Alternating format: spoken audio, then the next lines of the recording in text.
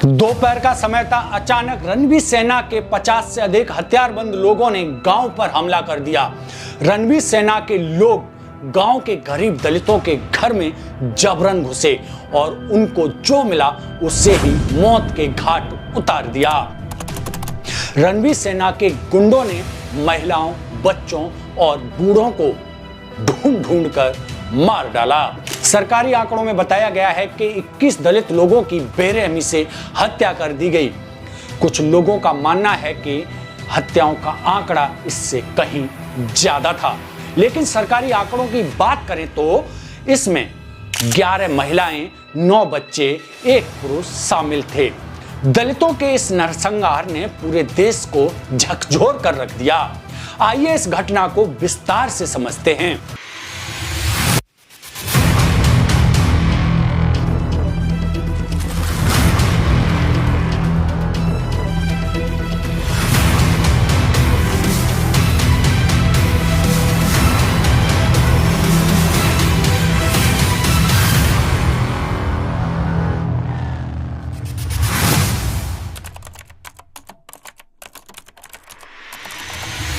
नमस्कार दोस्तों, बथानी टोला नरसंहार 90 के दशक की भारत की जाति आधारित हिंसा के सबसे जघन्य मामलों में से एक था, जो यह दर्शाता है कि ग्रामीण भारत में किस तरह सामंती और जातिवादी सोच दलितों पर अत्याचार का कारण रही। यह घटना 11 जुलाई 1996 को बिहार राज्य के भोजपुर जिले के सहार प्रखंड के एक छोटे से गांव बथानी टोला में गठित हुई थी।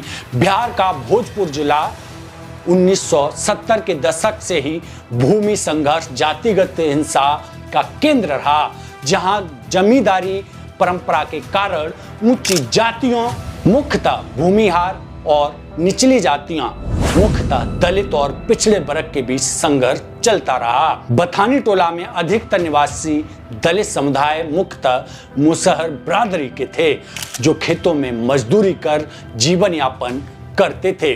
CPI-ML यानी communist party of India, Marxist Leninist की ग्रामीण क्षेत्रों में मजदूरों और दलितों के बीच अच्छी पकड़ थी।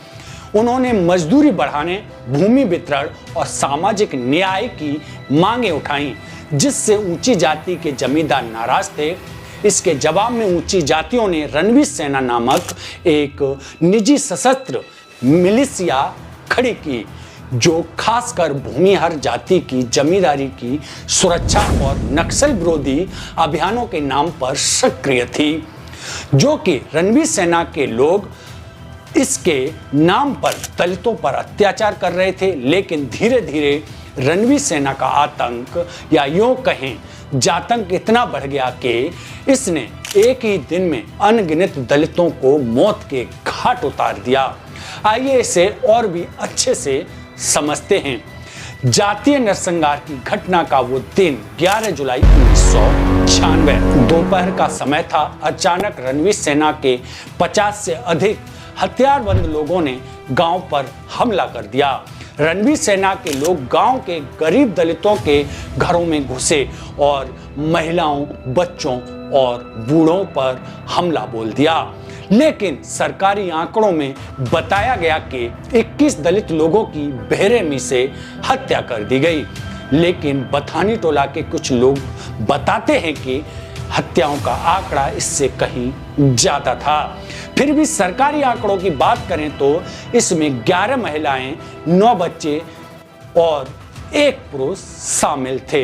रणवीर सेना के हमलावरों ने कई घरों में आग लगा दी और महिलाओं के साथ अमानवीय व्यवहार किया। हत्या इतनी निर्मम थी कि बच्चों की गर्दन तक काट दी गई और महिलाओं के साथ निर्ममता से मारपीट और बलात्कार किया गया। चारों तरफ लोगों की लाशें पड़ी थी, चारों तरफ चीख पुकार की आवाज सुनाई दे रही थी, लेकिन गरीब दलितों को किसी ने नहीं बचाया। फिर भी इसके बाद क्या हुआ आप सोच भी नहीं सकते। सुनिए, अब बात करते हैं न्यायिक कार्रवाई और कानूनी घटनाक्रम की। इस नरसंहार मामले में FIR दर्ज हुई, जैसे और मामलों में होती है। नाम लिए गए कई लोगों के। यह मामला वर्षों तक कोर्ट में चला, लेकिन 2010 में भोजपुर जिला अदालत ने रणवीर सेना के 23 आरोपियों को दोषी ठहराया। 3 को फांसी की सजा सुना दी गई, 20 को उम्र कैद की सजा सुनाई गई। इसके बाद यह मामला पटना हाई कोर्ट में पहुंच गया। अब 2012 में पटना हाई कोर्ट का फैसला आता है, जिसने सभी दोषियों को बरी कर दिया। जज ने कहा कि गवाह विश्वसनीय नहीं थे और सबूतों की कमी थी। जैसे जज का फैसला सामने आता है, उसने आतंकियों के हौसले और भी बुलंद कर दिए। यह फैसला दलित समुदाय और मानवाधिकार कार्यकर्ताओं के लिए गहरा आघात था। इस पूरे घटनाक्रम पर कोर्ट की भूमिका पर गंभीर सवाल खड़े हुए।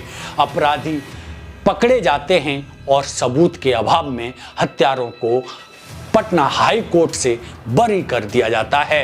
यही था 21 दलितों की निर्मम हत्या की कहानी। लेकिन आज भी इंसाफ के लिए सुप्रीम कोर्ट के चक्कर लगा रहे हैं। अभी भी अपील देश सर्वोच्च अदालत के सामने पड़ी है, लेकिन जहां दलितों के न्याय की बात आती है तो न्यायालय खामोश हो जाते हैं, या यूं कहें तथाकथित उच्च जातियों के सामने घुटने टेक देते हैं। इस घटना के बाद तो कुछ जनता और सामाजिक संगठन प्रतिक्रिया देने लगे थे। पूरे देश में इस फैसले के खिलाफ विरोध प्रदर्शन किए गए। सामाजिक कार्यकर्ताओं, दलित संगठनों और मानवाधिकार आयोग ने इस फैसले की कड़ी निंदा की और सुप्रीम कोर्ट में अपील की मांग की। नरसंहार के पीड़ितों की याद में बथानी टोला दलित नरसंहार आज भी दलित उत्पीड़न और सामाजिक अन्याय का प्रतीक माना जाता है। इसे लेकर डॉक्यूमेंट्री, किताबें और लेख भी लिखे गए। यह घटना हमें बार बार भारत के ग्रामीण समाज में व्याप्त गहरी जाति खाई की याद दिलाती है, जो तथाकथित ऊंची जातियां निचली जातियों पर अत्याचार करती रहती हैं।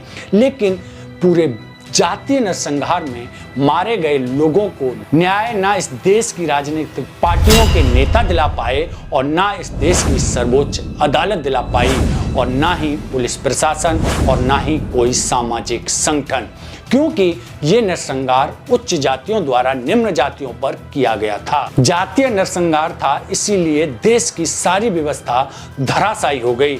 लेकिन इस नरसंहार ने लोगों के दिमाग में कई सवाल छोड़ दिए। क्या अगर इसी तरह से किसी निम्न जातियों ने उच्च जातियों पर हमला कर लोगों को मौत के घाट उतार दिया होता, तो क्या पुलिस प्रशासन, न्याय व्यवस्था और ये राजनेता, वह सामाजिक संगठन चुप बैठ जाते? सवाल तो उठता है कि इस देश में दलितों की जान कीमत उस दैनिक मजदूरी से भी कम थी कि सारी की सारी व्यवस्था धराशायी हो गई। दलितों के वोट तो सबको चाहिए, लेकिन दलितों के न्याय के लिए सामने कोई नहीं आता। बहुत बहुत धन्यवाद।